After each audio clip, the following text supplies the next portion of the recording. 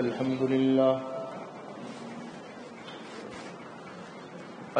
لله وحده والصلاة والسلام على من لا نبي بعده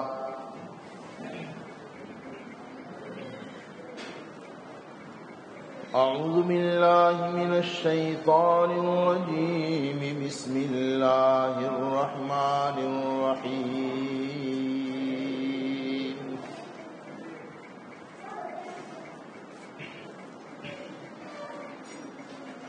قد أفلح المؤمنون الذين هم في صلاتهم خاشعون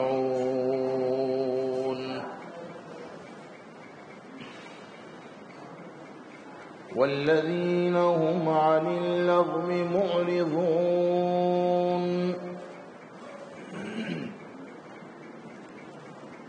والذين هم للزكاة فاعلون والذين هم لفروجهم حافظون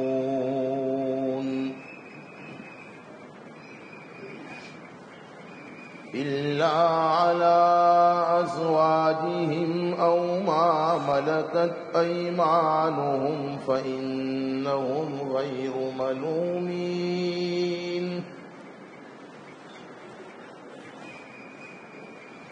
فمن ابتغى وراء ذلك فأولئك هم العادون والذين هم لأماناتهم وعهدهم راعون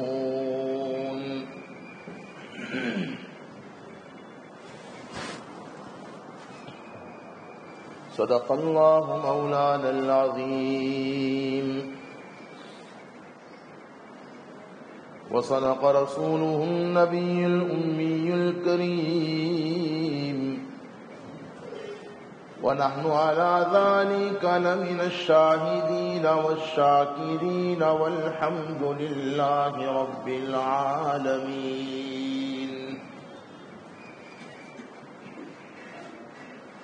اللہ تبارک و تعالی نے اس دنیا میں کون جنتی ہے اور جنت کے اعلی مقام کا وارث کون ہے، قرآن پاک میں اس کی پہچان بتلا دی. کئی جمعوں سے آپ اللہ کی توفیق سے یہ مضمون سن رہے ہیں. سورہ مؤمنون میں جن 7 صفات کا تذکرہ ہے،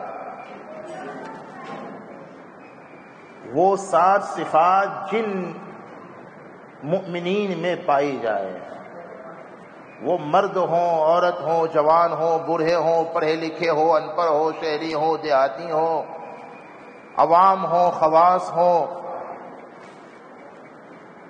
کوئی ہو، جن مؤمنین میں یہ 7 صفات پائے جائیں گے، وہ دنیا میں جس پوزیشن میں رہے اور دنیا انہیں جس نام سے جانے، دنیا میں ان کی پہچان جو ہو، سید ہو، شیخ ہو، پٹھان ہو، افغان ہو، اور پروفیسر ہو، انجینئر ہو، لوئر ہو، جو ان کی پہچان ہو، لیکن اللہ کی نظروں میں ان کی حقیقی پہچان یہ ہے کہ وہ جنت الفردوس کے وارث ہے. کتنی صفات بولو؟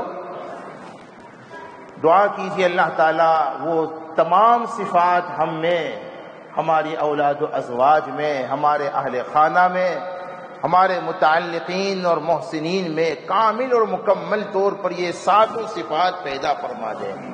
آمین. آپ نے سنائی ہے پہلی صفت الذین هم فی صلاتهم خاشعون، خشوع اور خضوع کے ساتھ نماز اور ہر نیکی کا اہتمام بہت خشوع کے ساتھ کرتے ہیں اللہ کو راضی کرنے کے لیے. اللہ کو راضی کرنے کے لیے چھوٹا بھی عمل اگر کیا جائے وہ ہماری آپ کی نظروں میں چھوٹا ہے، حقیقت میں اخلاص کی وجہ سے وہ عمل بہت بڑا ہے۔ دوسری صفت والذین هم عن اللغو معرضون، ہر وہ کام، ہر وہ کلام جس میں نہ دین کا، نہ دنیا کا، نہ آخرت کا فائدہ ہے، ایسے تمام لغویات سے وہ اپنے آپ کو بچاتے ہیں، اپنے وقت کو وہ ضائع نہیں کرتے ہیں۔ یہ دوسری پہچان ہے دنیا میں جنت الفردوس کے وارثین کی۔ اور یہ مفتی صاحب کا بیان تو نہیں ہے، اللہ کے قرآن میں یہ اعلان ہے۔ تیسری صفت والذین هم للزکاة فاعلون، دو مطلب بیان ہوئے تھے۔ اگر وہ صاحب نصاب ہیں تو زکوٰۃ کا اہتمام کرتے ہیں، اور دوسرا مطلب یہ بھی ہے کہ صاحب نصاب ہو نہ ہو وہ تزکیہ نفوس کا اہتمام کرتے ہیں، اپنے نفس کو بری خواہشات سے بچاتے ہیں، اس کا تزکیہ کرتے ہیں، اپنی اصلاح کی، دوسرے لفظوں میں اگر کہا جائے اپنی اصلاح کی وہ فکر کرتے ہیں۔ یہاں ایک بات مجھے یاد آئی، ہمارے شیخ حضرت شیخ الزما مولانا قمر الزما دامت برکاتہم علینا فرماتے ہیں کہ اپنے نفس کی اصلاح یہ فرض عین ہے، جیسے نماز فجر فرض عین ہے۔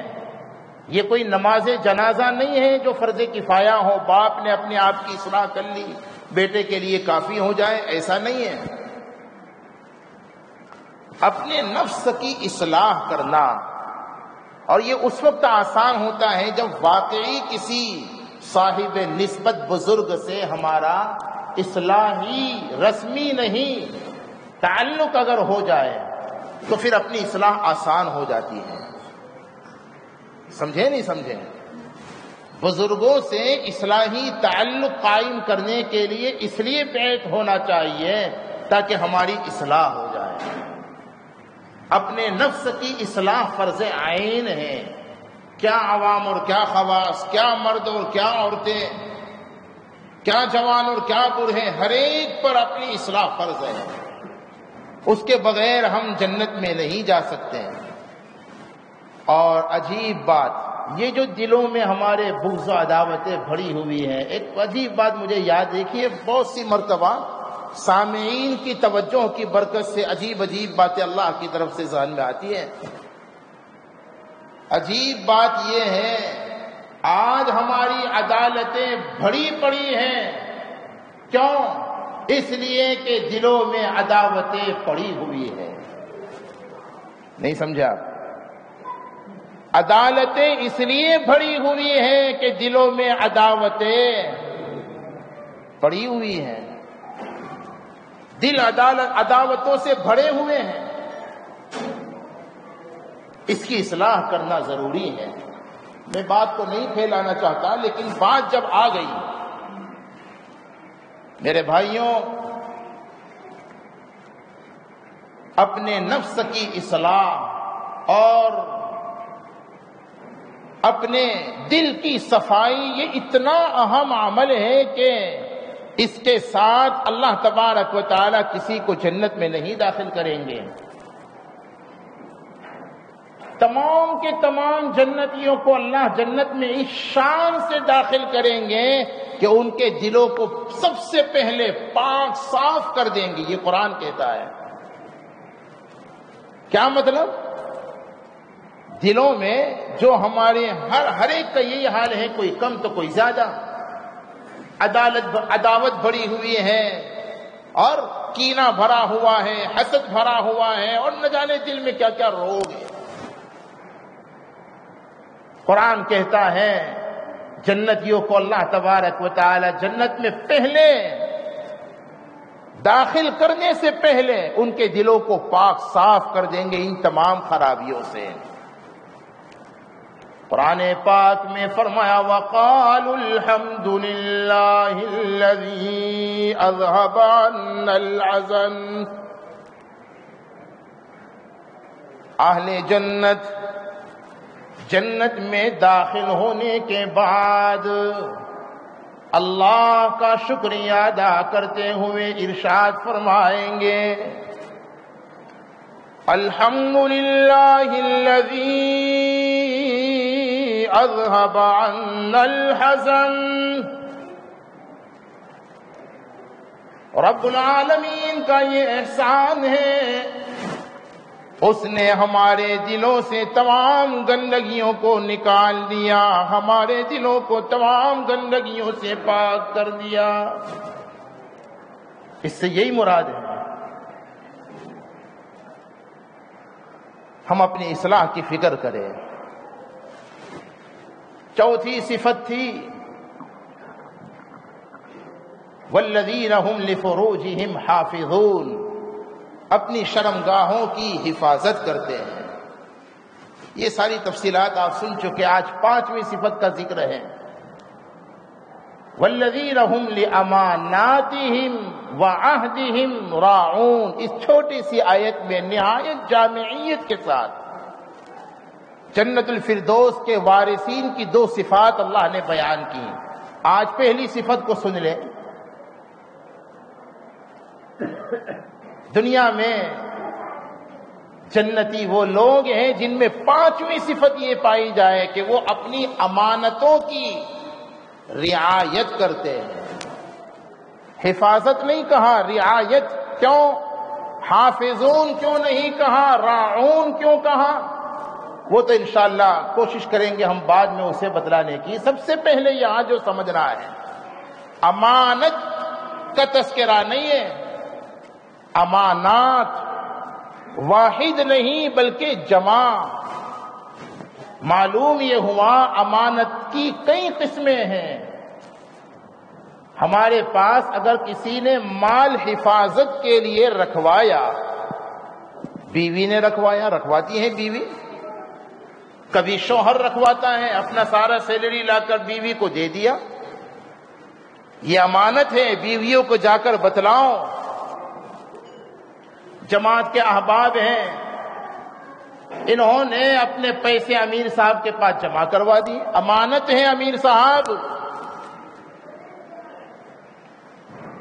سفر کے رفقا نے اپنے سفر کے کسی امیر کے پاس پیسہ جمع کروا دیا. ایک شخص سفر میں گیا، اپنے پڑوس کو گھر کی چابی، گاڑی کی چابی دے کر گیا، امانت ہے. امانت یہ بھی ہے کسی نے کوئی مال ہمیں سپرد کیا حفاظت کے لیے، کئی چیزیں ہیں، دستاویز رکھا وغیرہ وغیرہ، یہ سب امانتیں ہیں. اس کی رعایت کرنا، نہایت مطلب اس کی نگرانی کرنا، ایسا کوئی کام نہ کرنا جس سے خیانت لازم آئے، خیانت ہو جائے، یہ ضروری ہے. راعون اس لیے کہا جیسے راعی سے بنا ہے، راعی کہتے ہیں چرواہے کو، بکریاں چرانے والا جیسے بکریوں کی بہت نگرانی کرتا ہے، ہر وقت نگاہ میں رکھتا ہے کوئی بکری ادھر ادھر نہ ہو جائے. امانت کی حفاظت اس وقت ہوگی جب ہم بھی چروائے کی طرح سے لوگوں کے مال کو ہر وقت نظر میں رکھیں، کہیں خیانت نہ ہو جائے. حتیٰ کہ علماء نے تو لکھا ہے کسی نے آپ کے پاس 500 کے 4 نوٹ رکھوائے، اب وہ جب مطالبہ کریں یہ 500 کے کھلے اگر آپ کو چاہیے تو آپ اس میں سے لے نہیں سکتے، یہ بھی خیانت ہے. اس لیے جب یہ ایک مسئلہ ہے یاد رکھیے گا، کام کی بات بتلاتا ہوں، کروں گے انشاءاللہ. میرا خود مزاج اپنا یہ ہے، میں اپنا پیسہ یا تو اپنے برادر صغیر مفتی سالم کے پاس رکھتا ہوں یا اپنی بہن کے پاس. انہیں پہلے ہی کہہ دیتا ہوں بھائی یہ آپ کے پاس امانت نہیں، یہ بطور قرض ہے. سمجھے نا؟ امانت اور قرض میں فرق ہے۔ امانت کا مطلب تو یہ ہے کہ آپ اس میں سے ذرا برابر استعمال نہیں کر سکتے، چینج بھی نہیں کر سکتے۔ اچھا، پھر امانت کا مطلب یہ بھی ہے کہ اگر یہ حفاظت کے باوجود یہ پیسے ضائع ہو جائے تو جس کے پاس رکھے تھے اس نے اگر حفاظت کی پھر بھی ضائع ہو گئے، چوری وغیرہ ہو گیا مال، تو امین جس کے پاس امانت رکھوائی تھی اس کے ذمے واپس دوبارہ لوٹانا نہیں ہے، یہ بھی حکم ہے۔ قرض کا مسئلہ دوسرا ہے۔ میں پہلے ہی کہہ دیتا ہوں بھائی یہ آپ کے ذمے قرضہ ہے، اس کا مطلب یہ ہے کہ آپ اپنے استعمال میں لانا چاہے تو لا سکتے ہیں، ہمیں پوچھنے کی ضرورت۔ ہاں البتہ جب ہم آپ سے کہیں کہ بھائی ہمیں اپنے پیسہ دے دو تو واپس لوٹا دو۔ اور قرض میں پھر ہوتا یہ ہے اگر وہ ضائع ہو گیا تو جس سے ضائع ہوا اسے اس نے حفاظت کی ہو نہ کی ہو، بہرحال اس کے ذمے ہے واپس لوٹانا۔ آپ سمجھے نہیں سمجھے؟ امانت، حضرات صحابہ کیسے امین، حضور تو تھے ہی امین، نبوت سے پہلے بھی مکہ والوں کے درمیان اپنے اصلی نام سے زیادہ وصفی نام سے مشہور تھے۔ مکہ والے آپ کو محمد کہنے کے بجائے امین کہتے تھے، امانت دار۔ حضرات صحابہ کو جو سبق سکھایا تھا امانت داری کا، ان کا ایک ایک فرد چاہے وہ معمولی ہی کیوں نہ ہو، اس زمانے کے سماج میں امانت داری کا لحاظ بہت تھا۔ آج امانت کا لحاظ نہیں ہے، جس کی وجہ سے معاشرے میں سماج میں جرائم بہت بڑھ گئے۔ میں ابھی بتلاؤں گا انشاءاللہ امانات کیوں کہا۔ مال تو امانت میں آتا ہی ہے، اگر کسی نے ہمارے پاس حفاظت کے لیے رکھوایا ہے اس کی حفاظت تو ضروری ہے ہی۔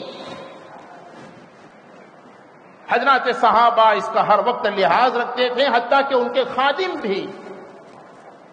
بہت مشہور واقعہ ہے، حضرت شیخ نے بھی لکھا ہے، عبداللہ ابن عمر رضی اللہ تعالی عنہ اس زمانے کے غلام بھی کیسے امین تھے۔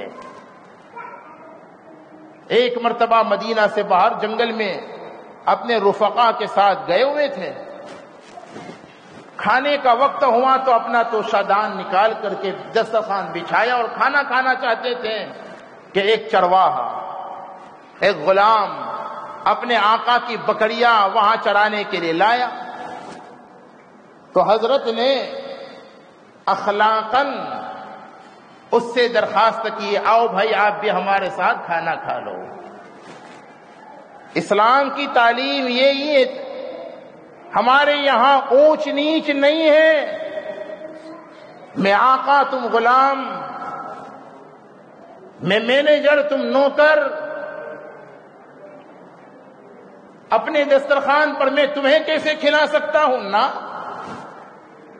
سب برابر ہے۔ عبداللہ ابن عمر رضی اللہ تعالی عنہ نے اس چرواہے، اس غلام سے کہا، آؤ بھائی ہمارے ساتھ کھانا کھا لو۔ سمجھے نا؟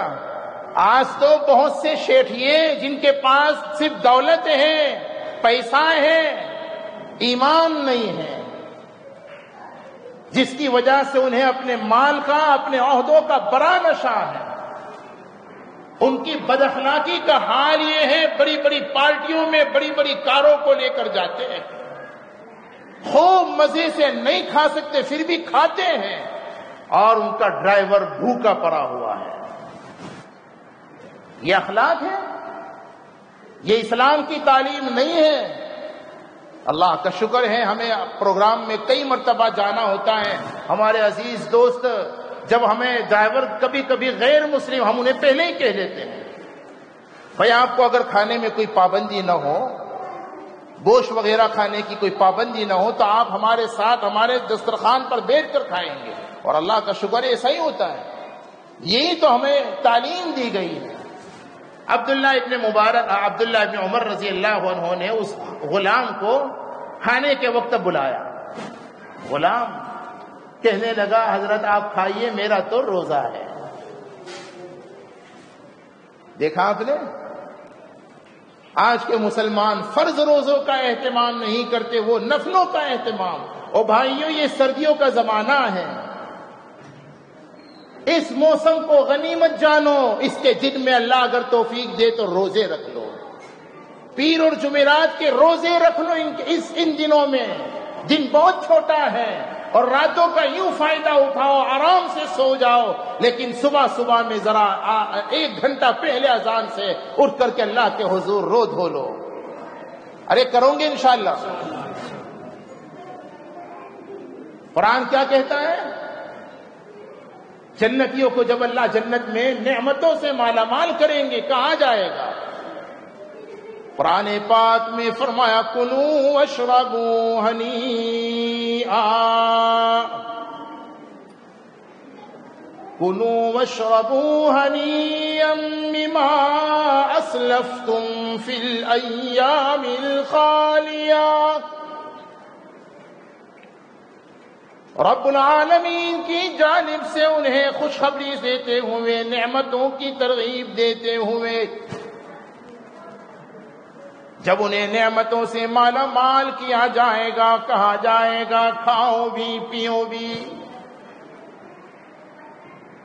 تم نے ایام خالیہ میں اللہ کی منشا اور مرضی کے مطابق جب روزے رکھے، اللہ تمہیں افطار کروا رہا ہے۔ بعض روایتوں میں روزے داروں کی فضیلت میں یہ بات آتی ہے، وقت تو بڑھ رہا ہے لیکن امانت یہ مضمون کافی طویل ہے، انشاءاللہ پھر ہم بتلائیں گے، جلدی میں مزہ نہیں آئے گا۔ روزوں کا اہتمام کرو گے انشاءاللہ؟ چلو ایمانداری سے بتلاؤ کون کرے گا؟ ذرا سوچ کر اٹھانا بھائی، اللہ کے گھر میں باوضو جمعہ میں بیٹھے، خالی خالی مت اٹھا دینا ہاتھ۔ نفل روزے ہیں لیکن ہے آسان، اور میں نہیں کہتا کہ اب کل سے روزے رکھنا شروع کر دیجئے اور پورے سردیوں کے زمانے میں روزے رکھیے۔ اللہ اگر توفیق دے، پیر اور جمعرات ہمارے آقا چکے رکھتے تھے نا، یہ اپنی خواتین سے کہیے ان کے روزے اگر قضا ہے تو وہ ان دنوں میں ادا کر لیں۔ عجیب ایک روایت مجھے یاد آئی، قیامت کا میدان ہوگا، نفسا نفسی کا عالم ہوگا، صورتحال یہ ہوگی، سگے ماں باپ اپنی اولاد کا ساتھ چھوڑ دیں گے، بڑی محبتیں کرنے والی اولاد ماں باپ کو کام بولو نہ آئے گی، شوہر بیوی سے بھاگے گی، بیوی شوہر سے، شوہر بیوی سے بھاگے گا تو بیوی شوہر سے بھاگے گی، کوئی کسی کے کام نہ آئے گا۔ قرآن پاک میں فرمایا یوم یفر المرء من اخیہ وامہ وابیہ وصاحبتہ وبنیہ لکل امرئ منہم یومئذ شأن یغنیہ۔ نفسا نفسی کا عالم ہوگا، ہر انسان یہ کہے گا، یقول الانسان یومئذ این المفر۔ منچائی زندگی گزارنے والا، دنیا میں خواہشات نفسانی کے مطابق زندگی گزارنے والا انسان قیامت میں جب دیکھے گا اللہ کی پکڑ سے چھوٹنے کا کوئی راستہ نہیں، کہے گا یقول الانسان یومئذ این المفر، کہاں بھاگوں کہاں جاؤں، کوئی راستہ ہی نہ ہوگا۔ اور اللہ کی پکڑ ان بطش ربک لشدید، بڑی سخت ہوگی، کوئی چھوٹ نہیں سکے گا، کوئی بچ نہ سکے گا، ہر ایک کی زبان پر نفسی نفسی ہوگا۔ اس وقت روایتوں میں آتا ہے عرش الہی کے سائے میں دسترخوان بچھا ہوگا، کہہ دو ارے کہو، عرش الہی کے سائے میں دسترخوان بچھا ہوگا اور جنت کی قسم قسم کی نعمتیں ہوگی۔ اللہ تبارک و تعالی اس دسترخوان پر ان لوگوں کو جمع کرے گا جو دنیا میں روزوں کا اہتمام کرتے تھے۔ کروں گے انشاءاللہ؟ اللہ مجھے بھی سب کو توفیق عطا کر دے۔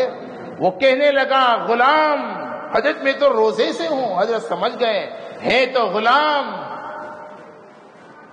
یہ ظاہر میں تو غریب ہے لیکن حقیقت میں بڑا امیر ہے۔ سوچا کوئی اور یاد رکھو بھائیوں، جو ظاہر میں ہمیں حقیر نظر آتے ہیں، کوئی ضروری ہے کہ حقیقت میں وہ معمولی درجے کے ہوں؟ ایسا ممکن ہے کہ اللہ تبارک و تعالی نے جیسے کنکر کے اندر سمندر کی تہوں میں ہیرو کو چھپایا ہوا ہے، ایسے ہی انسانوں میں اپنے مخصوص بندوں کو بعض اوقات چھپا دیتے ہیں۔ کسی کو حقیر مت سمجھو، کیا پتا کس کا اپنے رب سے کیسا تعلق ہے۔ ہمیں کوئی حق نہیں کسی کو حقیر سمجھنے کا، اپنے مزاج کو یہی تو اصلاح ہے۔ اللہ کا شکر ادا کریں، یہ اصلاحی باتیں آپ کو سننے ملتی ہے، یہ صرف سننے کی نہیں ہے، عمل میں لانے کی ہے۔ بہرحال حضرت سمجھ گئے کہ یہ کوئی معمولی درجے کا غلام نہیں ہے۔ آپ نے امتحاناً کہا کہ اچھا روزہ ہے آپ کا، اچھا تو ایک کام کیجئے، یہ بکریوں میں سے ایک بکری ہمیں دے دو۔ اس نے کہا کہ حضرت یہ بکریوں کا مالک میں نہیں ہوں، میں تو امین ہوں، خادم ہوں، اس کا مالک کوئی اور ہے۔ حضرت نے امتحان کے طور پر کہا کہ کیا ہوا، کہہ دینا جنگل تھا، ایک بکری اگر کم تھی تو کہہ دینا اپنے مالک کو کہ کوئی بھیڑیا آ کر کھا گیا۔ کیا کہا؟ غلام کہنے لگا حضرت میں اپنے مولا کو تو جواب دے دوں گا، اپنے آقا سے تو کہہ دوں گا کہ ایک بکری کو بھیڑیا آ کر کھا گیا، لیکن اپنے اللہ سے میں کیا جواب دوں گا؟ میرا آقا، میرا مالک تو یہاں مجھے نہیں دیکھ رہا، لیکن احکم الحاکمین تو دیکھ رہا ہے۔ یہاں میرا مولا نہیں، لیکن این اللہ، اللہ کہا ہے، وہ تو ہر وقت ہر جگہ بولتا اپنے علم کے ساتھ۔ حضرت نے جب دیکھا اتنا امین غلام ہے، عبداللہ ابن عمر رضی اللہ عنہ نے اس غلام کو خرید لیا، اور خریدنے کے بعد اسے آزاد کر دیا۔ کچھ سمجھ میں آ رہا ہے صاحبوں؟ ایک غلام کی امانت داری دنیا میں اس کی آزادی کا سبب بن گئی۔ رب اکبر کی قسم ہے، مسلمان کی امانت داری قیامت میں اسے جہنم سے آزادی کا سبب بن جائے گی۔ انشاءاللہ العزیز آئندہ یہیں سے ہم امانات کیوں فرمایا۔ اللہ تعالی ہم سب کو حقائق سمجھا دے، عمل کی توفیق عطا فرما دے، آمین۔ وآخر دعوانا الحمدللہ رب العالمین۔